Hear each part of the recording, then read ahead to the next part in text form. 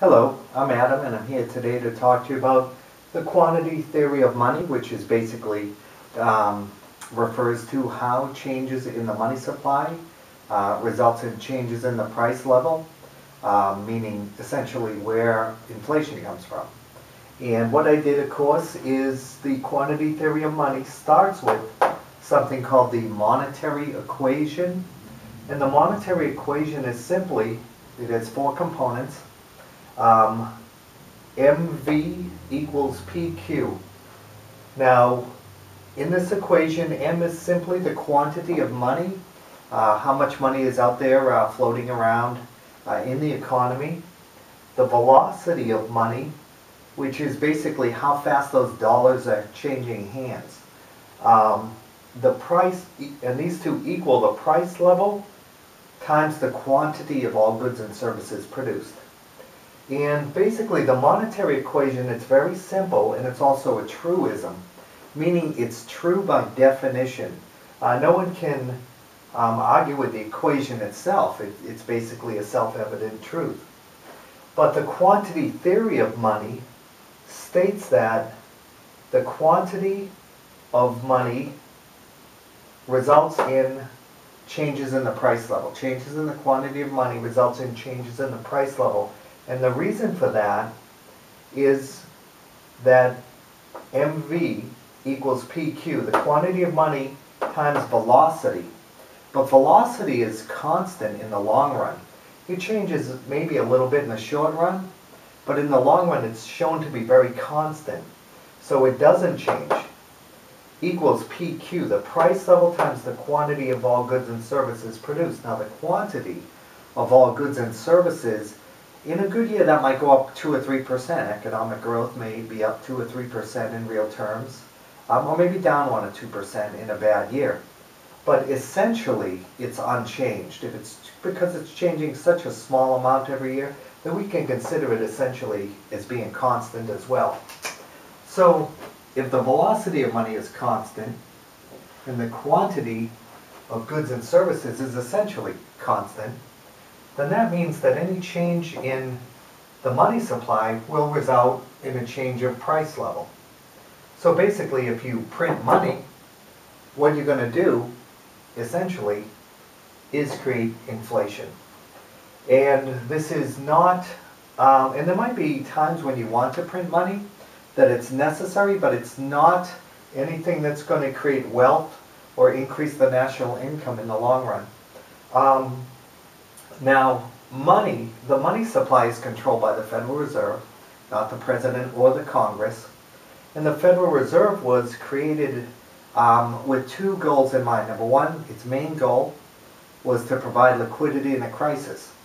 When there was a run on a bank, it could create money quickly and send it out and allay the fears and prevent a run on a bank or a disorderly liquidation in various markets. But, and then for instance, 2008, there was a crisis in the financial world. The Fed stepped in, provided liquidity in a crisis, which is consistent with its mandate. Its other mandate has been historically to keep the price level constant, to prevent inflation and a debasing of the dollar, which has proved disastrous through all human history, all around the globe. The debasement of the currency destroys countries, destroys economies, destroys whole empires. It happens over and over again, which is why the Fed was told you can provide liquidity in a crisis, but consistent with price stability. Now, in 1946, they were added that their mandate also included a full labor market with full employment. Now, this is not consistent with a price stability. So it has a dual mandate now. And what's been happening is, in the last 3 years, I'm speaking here in March 2012, is the Federal Reserve has been printing money to try and stimulate the economy. Or really, it's the Obama administration spending money hand over fist, and the Fed is buying the government bonds to keep interest rates low and to pump money into the economy and try and keep the economy afloat. And This is not going to work. It has never worked in history. Deficit spending and printing money are disastrous in the long run. They do not produce wealth or prosperity. The way you produce wealth or prosperity is to increase the quantity of goods and services in an economy. And the way you increase the quantity of goods and services are through the factors of production. Land and natural resources, which the United States is blessed with an abundance of. Capital, those human-made goods that are used to make other goods.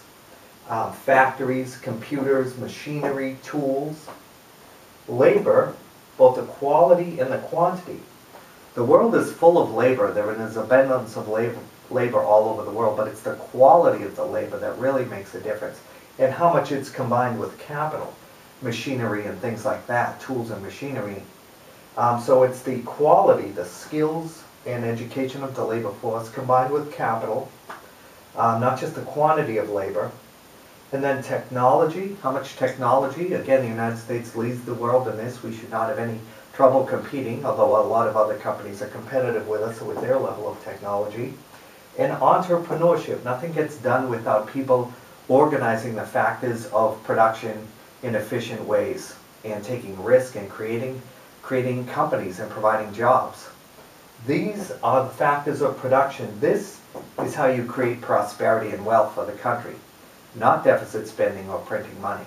All that leads to is inflation and debt, and they're unsustainable, as I've spoken about in other videos. Now money, it's of course it's a medium of exchange. It's how trade gets done, so we don't have to have a barter economy. It's very efficient as a medium of exchange, but you need to preserve it as a store of wealth, or people lose faith in it. You have inflation with all the terrible things that result from inflation.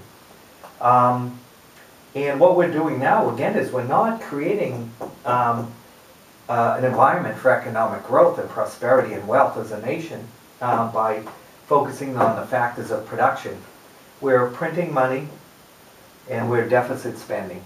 All these programs you see, Cash for Clunkers and all these other programs, money for this green energy, all these other boondoggles, they're essentially forms of deficit spending.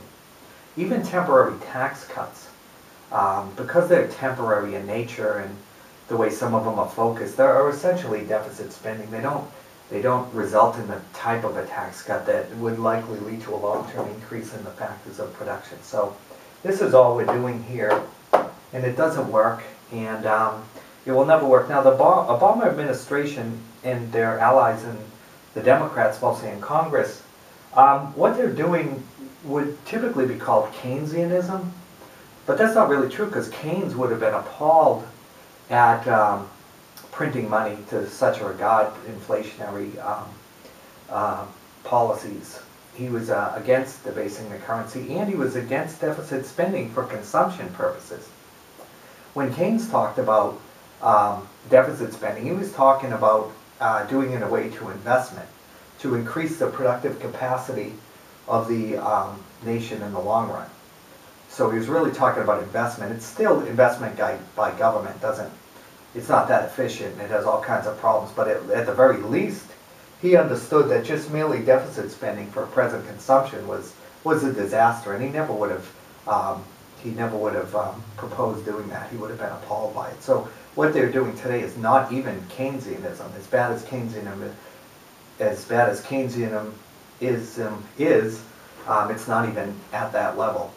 And so what we're looking at from the Obama administration, instead of increasing the quantity of goods and services through the factors of production, we're looking at tax increases or threatened tax increases. We're looking at a high level of regulation that ties up businesses and productive enterprises and adds to cost of businesses. We're looking at an anti-business mindset and rhetoric that vilifies businesses and scapegoats businesses. And this is not create an environment where business gets done and things get produced. It's also very anti-energy. Everything we do comes from energy, and the fact that the government is against all kinds of energy. It's against drilling, it's against coal, It's against fossil fuels pretty much from top to bottom. It gives money to the green energy boondoggles. The fact that it's anti-energy is very anti-business and anti-growth. Also, it's arbitrary power. When you give a lot of power to the government through the power to regulate, there's a lot of arbitrary power there, and it's been used to intimidate businesses and to keep a lot of businesses quiet. They try to find out who's donating to the opposition. And they also want to gather names of who is opposing Obamacare, for instance. They actually want the names of people opposing these things. And this is the result of arbitrary power. When there's arbitrary government, it's also very difficult for businesses to plan and produce because they don't know the rules of the game. And that's another big problem we're seeing. Contract law has turned out to be very arbitrary under the Obama administration. And it's very anti-growth, anti-business, and essentially it's redistributionist. That's its agenda.